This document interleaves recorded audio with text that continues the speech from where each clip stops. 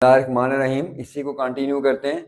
Some times और total population देते हैं और परसेंटेज देते हैं। लेट्स सपोज एक सवाल आया कि there were 500 people in the community, among them 75% were expose to smoking and 25% are non expose.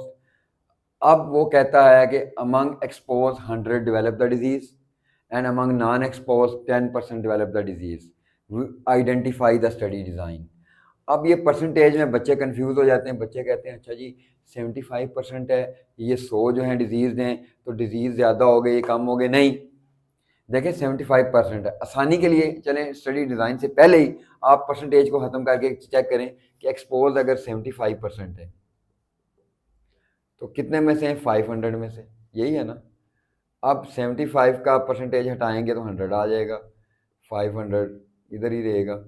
अब आपने क्या करना है कि इसका जो आंसर निकालना है, ये आपका आ जाएगा 100 उधर जाके मल्टीप्लाई हो जाएगा और 75 से डिवाइड कर। एक मिनट, आपने आंसर कैसे निकालना है कि आपने पहले निकालने हैं कि 75% एक्सपोज हैं, तो 75% 500 के इक्वल कर दें। 75 का परसेंटेज हटाएंगे तो 100 आ जाएगा, इज इक्वल टू 500। अब आपने 75 ओवर 100, 500 इधर अगर है तो नीचे जाके क्या हो जाएगा, ये इसको इधर लेके जाना है आपने, सॉरी। तो 500 से 75 को डिवाइड कर देंगे, 100 से मल्टीप्लाई कर देंगे, उल्टा हो जाएगा ना। मैथ्स का रूल याद रखें, आपने जब उधर लेके जानी है चीज़ें, या इसको फर्दर सिंप्लीफाई कर देते हैं। चलें, ये आपको मुश्किल लग रहा है। 75 ओवर 100 इज इक्वल टू 500। अब 500 इधर ही है, टोटल पॉपुलेशन की तरफ लेके जाना है। जब उस तरफ लेके जाएंगे उल्टा हो जाएगा, 75 नीचे आ जाएगा और 100 कहाँ चला जाएगा, ऊपर चला जाएगा। ये याद रखें, आंसर आएगा 375। क्या करना है कि आपने 75% 500 का लेना है, 75 का परसेंटेज हटाएं तो नीचे 100 आ जाएगा, उधर लेके जाएं तो उल्टे हो जाएंगे, तो आंसर 375 है।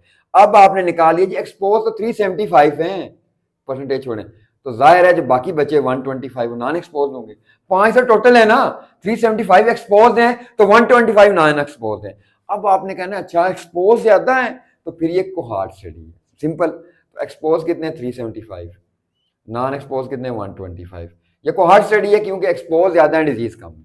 अब आपने टेबल यूं ही बनाना है, क्या जी एक्सपोज 375 हैं तो इनमें से 100 बंदे बीमार हो गए, तो जाहिर है 275 नहीं हुए, इन दोनों को जमा करें तो आंसर 375 आ जाता है आपका। अच्छा 125 बेचारे वो स्मोकर नहीं थे, एक्सपोज नहीं, लेकिन 25 को डिजीज हो गई। ऊपर भी देखना है कि डिजीज वाला खाना किधर है, 100 बच गए। अब आप गौर करें 375 टोटल एक्सपोज थे, इन दोनों को जमा करें 375 आ जाता है। 125 नॉन एक्सपोज से जमा करें 125 आ जाता है, ये कोहॉर्ट स्टडी है। अब आपने उसी तरह इंसिडेंस का फार्मूला अप्लाई करना है। इंसिडेंस कैसे फाइंड करना है?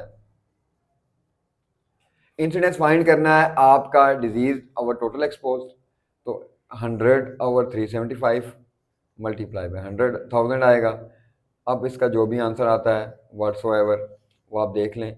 और नॉन एक्सपोज का आपने देखना है, नॉन एक्सपोज का आपका आंसर आता है 25 ओवर 125 मल्टीप्लाई बाय 1000। तो लग यही रहा है कि एक्सपोज का इंसिडेंस ज़्यादा होगा। एक्सपोज का इंसिडेंस ज़्यादा है तो आप कहेंगे देयर इज एसोसिएशन। आगे रिलेटिव रिस्क आपने फाइंड करना है, स्ट्रेंथ ऑफ एसोसिएशन। तो रिलेटिव रिस्क एक्सपोज के इंसिडेंस को लेट्स सपोज जो भी आता है, इसका इंसिडेंस आता है 30, फर्ज करें इसका इंसिडेंस आता है 5, तो रिलेटिव रिस्क आपका 6 आ गया, तो देयर इज पॉजिटिव एसोसिएशन। ये मैंने फर्ज कराया, कैलकुलेट आप खुद कर लें, कुछ कैलकुलेशन करेंगे तो आपको समझ आएगी। तो अब आपने इसको कोहार्ट स्टडी कैसे कहा, देखें पहले बच्चे कंफ्यूज हो जाते हैं जी 75% एक्सपोज हैं। कंफ्यूज नहीं होना, आप उसको कन्वर्ट कर लें नंबर्स में। कन्वर्ट किया तो 375 एक्सपोज थे, 125 नॉन एक्सपोज थे। जब आपने कन्वर्ट कर लिया, चीज़ कर ली, तो आपने इधर से निकाल लिया कि ये केस कोहार्ट स्टडी है, तो यूं गया है कि आप 375 में से 100 जो है बीमार हैं, ज़ाहिर है रिमेनिंग नॉन डिजीज है 275 हो गए, 25 बीमार हैं, 100 नहीं है। इन दोनों को जमा करें, ये आंसर आना चाहिए, इनको जमा करें, ये आंसर आना चाहिए। एक्सपोज का इंसिडेंस रात मुस्तकीम में फाइंड करेंगे, नॉन एक्सपोज का करेंगे। एक्सपोज का इंसिडेंस ज़्यादा है, there is association. Relative risk निकालेंगे, एक से ज़्यादा आएगा तो पॉजिटिव एसोसिएशन है। आपने इसको इस तरह करना है। Thank you.